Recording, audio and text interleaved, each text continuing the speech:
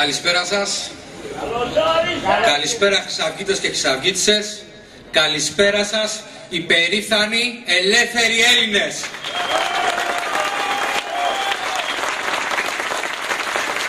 Ευχαριστούμε πάρα πολύ που πλαισιώνετε μαζικά και δυναμικά κάθε πυρήνα, κάθε τοπική που δημιουργείται στην Πελοπόννησο και όχι μόνο.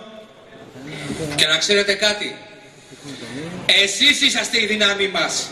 Από εσάς αντλούμε δύναμη και δίνουμε μάχες και μέσα και έξω από τη Βουλή. Εσείς είσαστε η δύναμή μας, γι' αυτό προχωράμε, γι' αυτό θα τους πετάξουμε έξω. Το λέγαμε, θα το λέμε μέχρι να γίνει πράξη. Σας καλούμε αυτή εδώ την τοπική, την πρωτοβουλία των συναγωνιστών να την στηρίξετε, να έρθετε, να πλαισιώσετε το στρατό της Χρυσής Αυγής, να γίνουμε πολλοί, όλο και περισσότεροι, για να καταλάβουν ότι η Ελλάδα ποτέ δεν πεθαίνει και ότι ανήκει στους Έλληνες.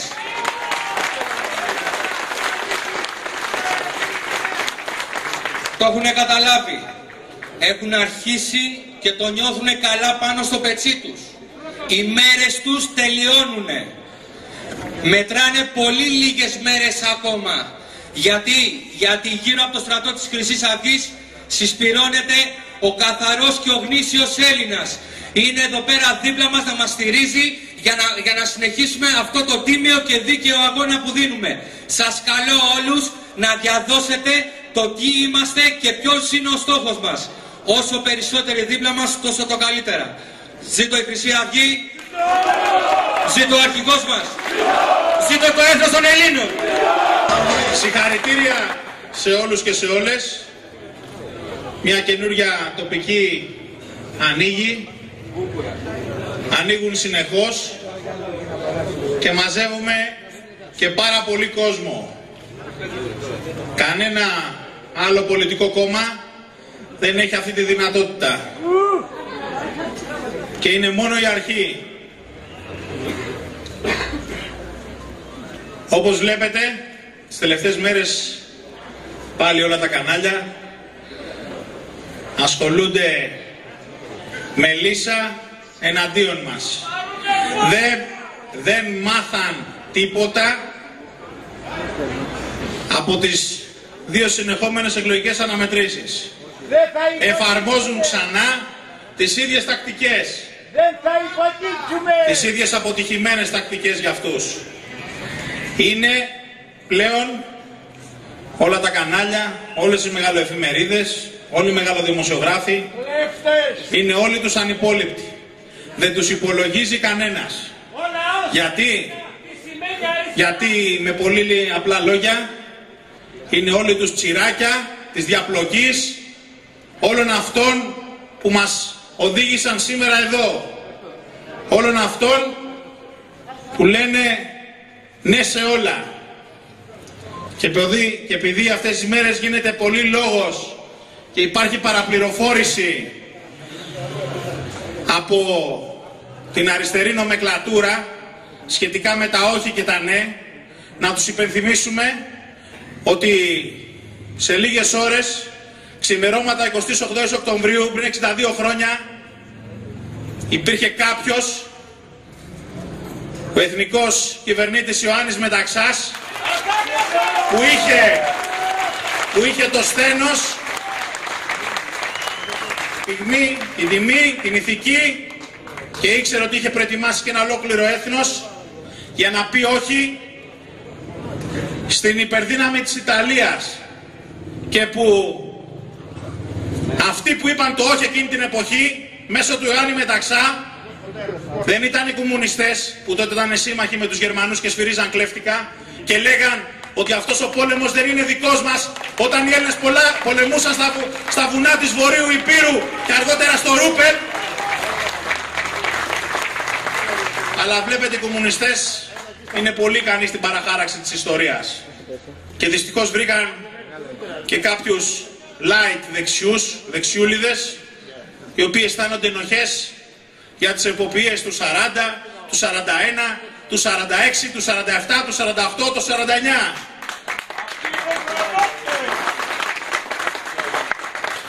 και εκείνο το καθεστώς που είπε όχι στους Γερμανούς και στους Ιταλούς χαιρετούσε με υψωμένη τη δεξιά.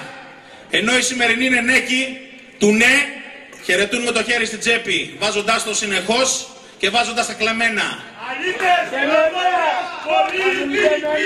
Αλήτες, προδότες, πολιτικοί! Απ' τη γη δεν καθαγγίγει! Αναρωτιούνται όλοι πως η Χρυσή Αυγή αυξάνει τη δύναμή της ραγδαία, πως σε όλα τα γκάλοπ έχει παγιωθεί ως τρίτη πολιτική δύναμη στην Ελλάδα, ασχέτως αν, όπως προείπα, τα ΜΜΕ της διαπλοκής μας θάβουν με τον ΑΒ τρόπο, αλλά φυσικά τους γυρίζει και μπούμεραγκ πάντα. Είναι απλό. Γιατί όλοι εσείς, όλοι εμείς στην Αθήνα και στις υπόλοιπες πόλεις της Ελλάδος, που δίνουμε μάχες δεκαετίες τώρα με τη Χρυσή Αυγή, με προεξέχοντα τον αρχηγό μας Νίκο Μιχαλολιάκο, ο οποίος από μικρό παιδί παραμένει σταθερός στις ιδέες του και που είναι αυτός ο άνθρωπος που κατάφερε, εκτός από κουμανταδόρος και τέλειος καπετάνιος που έχει περάσει στο καράβι της Χρυσής Αυγής μέσα από φουρτούνες και τρικυμίες και το έχει βγάλει αυτό και το πλήρωμά του αλόβητο όλα αυτά τα χρόνια, έχει καταφέρει το ακατόρθωτο. Την ιδεολογία μας να τη μετατρέψει μέσω της Χρυσής Αυγής σε μύθο και αυτό το μύθο να τον έχει κάνει πραγματικότητα, ευχάριστη πραγματικότητα για εμάς τους όλους τους εθνικιστές και εφιάλτη για όλους τους εχθρούς μας. Μας είπαν ότι καμιά κοσαριά φουκαράδες είναι σε μια πλατεία πιο κάτω και κάνουν αντισυγκέντρωση. Περαστικά τους. Και λέει είναι και μια δημιουργία ΜΑΤ θα έρθει, λέει, μας είπε κάποιος, για να μην υπάρξει πρόβλημα. Πιστεύει κανείς από εσάς ότι αν δεν υπήρχε αυτή η δημιουργία θα είχε πρόβλημα? Θα υπήρχε πρόβλημα.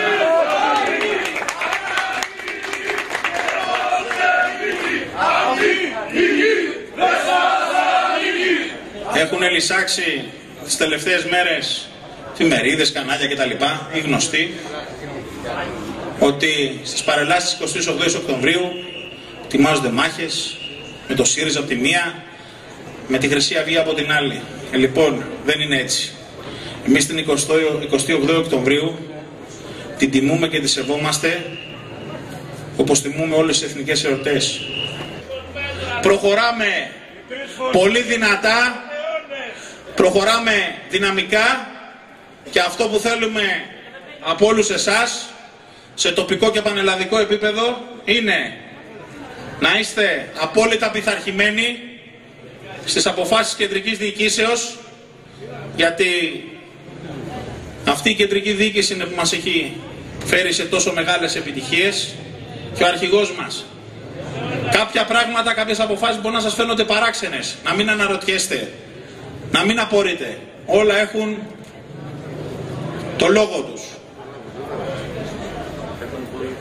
Να είστε σαν τοπική Αιγείου αλληλέγγυοι με τις υπόλοιπες τοπικές της περιοχής, να οργανωθείτε σωστά, να οργώσετε όπως το κάνατε μέχρι τώρα και το τελευταίο σπίτι της ευρύτερης περιοχής, να μάθουν όλοι οι Έλληνες και Ελληνίδες τι πραγματικά γίνεται, να γίνουμε ακόμα περισσότεροι και πολύ σύντομα να είμαστε πρώτοι.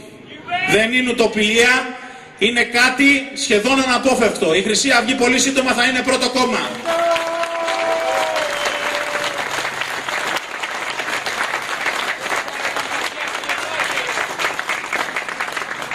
Ούτε εμείς δεν το πιστεύαμε μέχρι πριν από πολύ λίγα χρόνια. Λέγαμε να κρατήσουμε τη φλόγα αναμένη, να την μεταδώσουμε στα παιδιά μας και κάποια στιγμή αυτά ή τα παιδιά τους να τη μετατρέψουν σε πυρκαγιά όταν οι συνθήκες θα είναι ιδανικές. Λοιπόν, ο καιρός ήρθε, είναι μπροστά μας και μόνο από δικά μας λάθη θα αποτύχουμε. Γι' αυτό φροντίστε όλοι μαζί και ο καθένας ξεχωριστά από εσάς να μην κάνει ούτε ένα λάθος.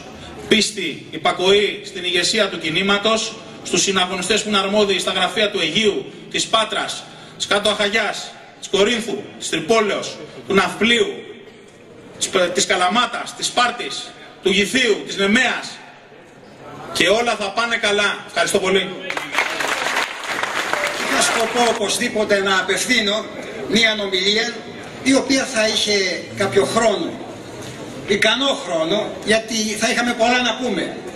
Αλλά με πρόλαβε ο ατελείωτος, ο χυμαρώδης Ηλίας Παναγιώταρος, ο οποίος με κάλυψε απόλυτα σε όλα τα σημεία της ομιλίας μου. Ανεφέρθηκε στην Άγια Μέρα και ήλπιζα, και γι' αυτό έχω λίγο παράπονο στο συναγωνιστή μου βουλευτή, τον Ηλία Παναγιώταρο, να αφήσει σε μένα την πρωτοβουλία και τη μεγάλη τιμή να μιλήσω για την Άγια Μέρα την αυριανή. Δεν το έκανε όμως, γιατί η ελληνική ψυχή δεν το επέτρεψε. Ξεχύλιζε και ανεφέρθη, και καλά έκανε. Καλά έκανε. Είμαστε η αιχμή του πολιτικού δώρατος των Ελλήνων πατριωτών. Υπάρχει και άλλο δώρη που κρατούν στα στιβαρά τους χέρια κάποιοι συνειδητοί φρουροί αυτού του τόπου, κάποιοι πιστοί Έλληνες αξιωματικοί. Υπάρχουν και αυτοί που λατρεύουν την πατρίδα. Εμείς είμαστε το πολιτικό δώρη και θα κάνουμε ό,τι περνάει από το χέρι μας, χωρίς να υπολογίσουμε κανένα κόστος, καμία απολύτως θυσία, προκειμένου να υπερασπίσουμε τα ιδανικά της πατρίδος μας, τα όσια και τα ιερά μας, τα οποία κοιτούν αυτοί να απαξιώσουν, τα λιδωρούν 38 ολόκληρα χρόνια. Ακούστε, έχει τεράστια σημασία. Ο σκοπός τους είναι ο πλήρης αφενινισμός. Ο σκοπός τους είναι η απεθνοποίηση της Ελλάδος. Εκτελούν εντολές των αφεντικών τους. Και αφεντικά τους είναι οι τοκογλύφοι τραπεζίτες του διεθνούς σιωνισμού. Υπακούν στις εντολές τους.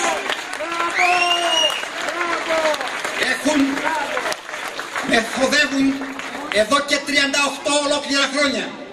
Με σύστημα μεθοδεύουν τον αφανισμό της Ελλάδος μας. Όχι μόνο τον πνευματικό αφανισμό, αλλά και τον βιολογικό αφανισμό. Και θα σας πω γιατί. Και εκεί πρέπει να σταθούμε φρουροί. Και θα είναι μπροστά πρώτη η Χρυσή Αυγή. Σε αυτή τη φρούρηση την ιερή. Όλα αυτά τα χρόνια προσεπάθησαν την εθνική συνείδηση να την πλήξουν, να την εξασθενήσουν. Επίσης το πατριωτικό φρόνημα να το αποδυναμώσουν. Με σύστημα, με μέθοδο. Παρέδωσαν οι λεγόμενοι ελαφροδεξιοί και ορθώς ο χαρακτηρισμός του συναγωνιστού Ηλία Παναγιώταρου. Άφησαν τα ενία της πνευματικής καθοδήγησης στα αριστερά τέρατα, τα οποία ένα έχουν στο νου τους μόνο, τον αφανισμό της Ελλάδος, για να εκμαυλήσουν την νεολαία μας. Χρησιμοποιούν τα μέσα ενημερώσεως, απαξιούν τα ιδανικά μας, τις αρχές, τις αξίες, τα ιδεώδη, τα ιερά, τα του γένους ευγενή οράματα, και έχουν εκτρέψει την νεολαία μόνο προς την υλική αναζήτηση και τίποτα άλλο, για να είναι εύκολο υποχείριό τους όταν θα ισοπεδώσουν την Ελλάδα. Στραγγάλισαν τη γλώσσα μας, έλεγε ο Ιωάννης Θεοδωρακόπουλος, ο ύμνηστος ακαδημαϊκός. Η γλώσσα δεν νομοθετείται ούτε στραγγαλίζεται, αλλά εξελίσσεται. Αυτοί όμως τη στραγγάλισαν τη γλώσσα, σύμφωνα με τις επιταγές των σιωνιστών. Σας είπα, υπήρξε μέθοδος. Πρέπει να αντισταθούμε. Τη θρησκεία μας την απαξιώνουν και με κάθε ευκαιρία τη λιδωρούν.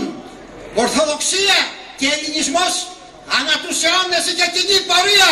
Γι' αυτό ακριβώς και παρέμεινε το έθνος ζωντανό.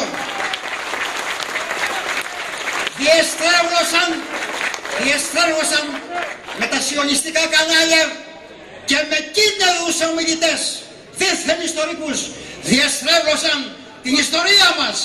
Αυτή η ιστορία που γράφτηκε με αίμα, με θυσία, είναι ποτισμένος αυτός ο τόπος με το αίμα των πατέρων μας, των παππούδων μας, των προγόνων μας, οι οποίοι ήθελαν εμάς ελεύθερους και καταντήσαμε σήμερα σκλάβοι των νεοραϊδάδων και των Μπολσεβίκων, των πνευματικών ιών του Στάλιν, του εγκληματία και του Τσαουσέσκου. Επίσης έκοψαν από την νεολαία μας κάθε δίωδο, κάθε πρόσβαση προς τα πνευματικά μας αποθέματα. Σας ζητώ συγγνώμη για μισό λεπτό. Έγιναν φιετέσσες, δεν φιετέσσες ποτέ.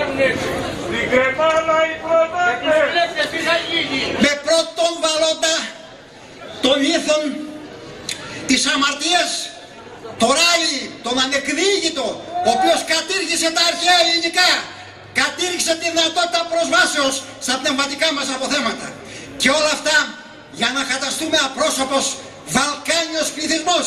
Άνοιξαν τα σύνορά μας και μπήκαν μέσα οι λεγόμενοι λαθρομετανάστες.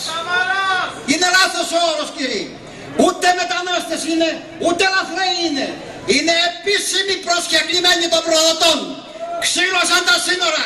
Είναι εισβολής προσκεκλημένοι επισήμως, το τονίζω. Μην ξεχνάμε τι είχε πει ο Παυλόπουλος ο Πάκης, ότι ευχαριστούμε τους οικονομικούς μετανάστες γιατί προτίμησαν την πατρίδα μας να έρθουν εδώ, να τη διαλύσουν και να την αφανίσουν. Λέω εγώ, 2,5 εκατομμύρια. Εμείς έχουμε οξύτατο δημογραφικό πρόβλημα. Πού θα πάει αυτό? Θα μείνουμε μειοψηφία στον ιερό μας τόπο? Θα τους δώσουμε αυτό το δικαίωμα και τη δυνατότητα? Ποτέ δεν θα γίνει αυτό. Ποτέ.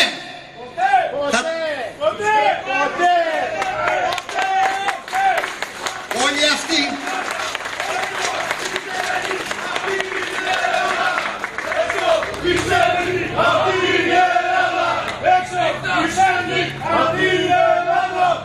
αυτοί οι οποίοι επί 38 χρόνια απειργάστησαν την καταστροφή του έθνους, έφτασαν το λαό μας σε αυτό το κατάντημα, σε αυτή την αθλιότητα, εξεχώρισαν με προαναγγελία της Μπενάκη το Μάρτιο του 2005 την εθνική μας κυριαρχία, την εξεχώρισαν τους ξένους, στους εχθρούς μας, γιατί δεν έχουμε φίλους εμείς. Όλοι φθονούν τον ελληνισμό, με πρώτους τους Σιωνιστές και τους Γερμανούς, οι οποίοι εδώ ήρθαν, πάτησαν με τα όπλα τον ελληνικό λαό και στη συνέχεια εδώ τώρα το τέταρτο Ράιχ πατάει και συνθλίβει το λαό μας με την οικονομία την οποία κατέχει, σε συνεργασία με τους πρώην εχθρούς του, τους Σιωνιστές. Αυτοί λοιπόν είναι οι κατηγοροί μας σήμερα και ονομάζουν τη Χρυσή Αυγή εγκληματική οργάνωση. Αυτοί οι εγκληματίες με τις κουκούλες που καλύπτει ο κάθε Δέλβιας, ο οποίος είχε το θράσος να παρανομήσει με παραβιάζοντας βασικές συνταγματικές διατάξεις και να μας στερήσει τη φρούρηση. Αλλά δεν έχουμε ανάγκη φρούρησης. Μας βοηθάει ο Θεός και όλος ο πατριωτικός κόσμος και δεν φοβούμε τα κανένα. Θα ξέρουν, θα γνωρίζουν όλοι αυτοί και θα παραφράσω τώρα.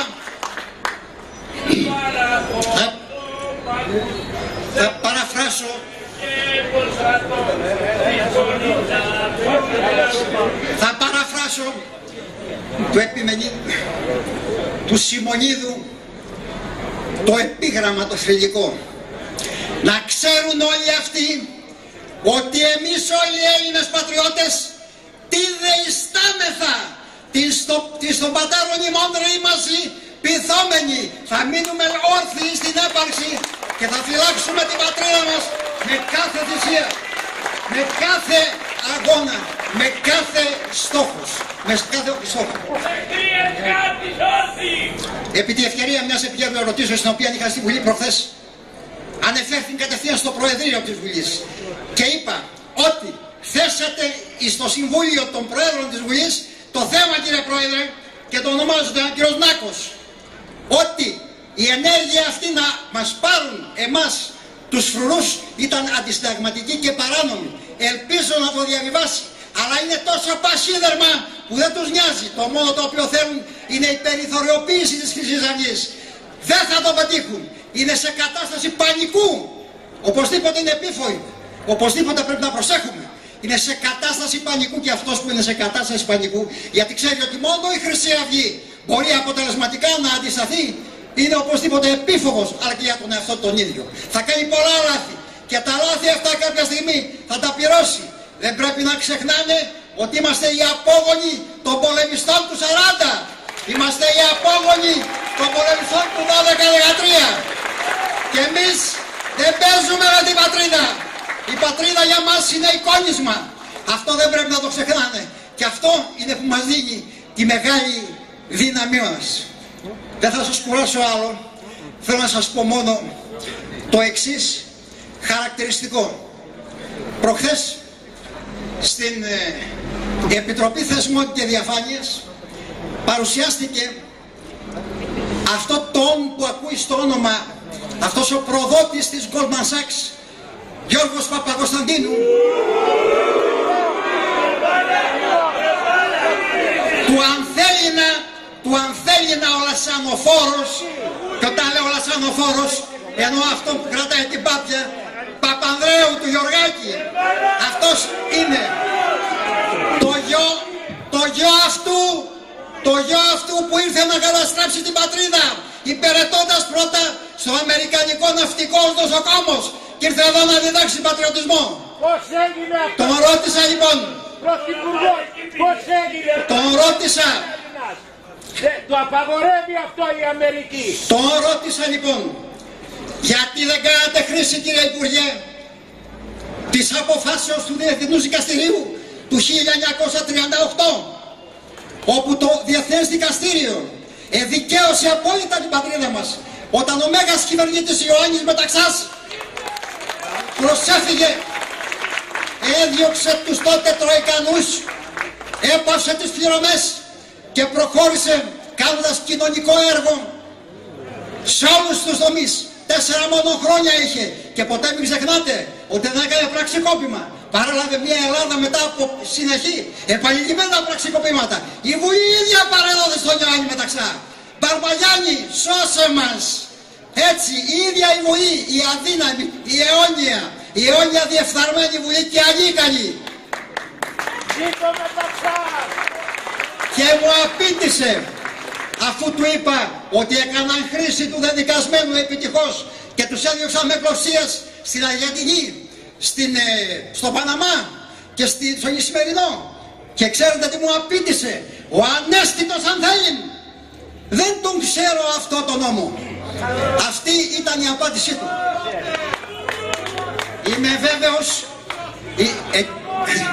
Είμαι βέβαιος ότι η Χρυσή Αυγή είναι ήδη πάνωπη, δεν έχει να φοβηθεί κανέναν από τους υλικά παντοδύναμους εχθρούς της, γιατί μόνο υλικά είναι παντοδύναμοι. Αυτοί δεν έχουν ψυχή, αυτοί μόνο την ύλη βλέπουν, μόνο το χρήμα και τίποτα άλλο.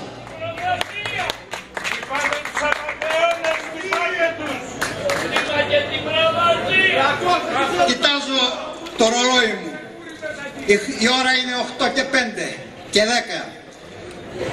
Σε 4 ώρες ξημερώνει η Άγια Μέρα της 28ης Οκτωβρίου. Πριν από 72 χρόνια, δεν ξέρω και καλή αριθμητική, μην παραξήσετε, 72 δεν είναι? Πριν από 72 χρόνια, στις 3 η ώρα τη νύχτα, χτύπησε ο Γκράτσι την πόρτα του φτωχικού, του εθνικού κυβερνήτου. Και ο φρουρός τον ξύπνησε και με τη ρόμπα του ο Ιωάννης Μεταξάς βγήκε και του λέει τι θέλετε, κατάλαβε. Ήξερε, προέβλεπε τα πάντα ο μέγας κυβερνήτης. Λέει, κύριε Πρόεδρε, έχω εντολή να σας πω ότι ζητούμε να αφήσετε τα Ιταλικά στρατεύματα να διέρθουν από το ελληνικό έδαφος. Και ο Μεταξάς απήντησε γαλλιστή. Αλλό, σε λαγκέρ, λοιπόν έχουμε πόλεμο. Αυτό απήντησε αυτός ο γελαίος άντρας, αυτός ο δοξασμένος άντρας που έκανε την εποπτεία του όχι. Και εκείνη την εποχή, επαναλαμβάνω, το συναγωνιστή βουλευτή, τον Ηλία Παναγιώταρο, εκείνη την εποχή είχε γίνει το σύμφωνο Ριμπέντροφ-Μολότοφ και οι κομμουνιστές έλεγαν στους φαντάρους μας, οι οποίοι με χαρά και τραγούδια πήγαν να πολεμήσουν. Έλεγαν, πετάτε τα όπλα να μην πολεμάτε, είναι υπερελιστικός ο πόλεμος. Γιατί η μαμά τους, η Σοβιετική Ένωση, τα είχε συμφωνήσει με τους Γερμανούς. Καταλάβατε ποιοι είναι οι πατριώτες, οι εγκληματίες του ελληνικού λαού, τα οποία εγκλήματά τους είχαν αρχίσει από πολύ παλιότερα. Να έχετε στην ψυχή σας μόνο την Ελλάδα μας. Αυτό θα μας δώσει δύναμη. Θα την κρατήσουμε δυνατή και ακέραια όσο και αν πολεμάτε. Ζήτω η Ελλάς! Ζήτω η Χρυσή Αυγή! Και ένα τελευταίο και παρακαλώ να μην θεωρηθεί υπερβολή. Όχι, δεν είναι. Είναι διέστηση, είναι η συνέχεια της ιστορίας και είναι και η τετράγωνη λογική. Υπάρχει η Θεία Πρόνοια και μέριμνα. Συνεχιστής του άξιου κυβερνήτη Ιωάννου Μεταξά θα είναι ο Νίκος ο Μιχαλολιάκος, για να το ξέρετε, με την αρχή και κυβέρνηση.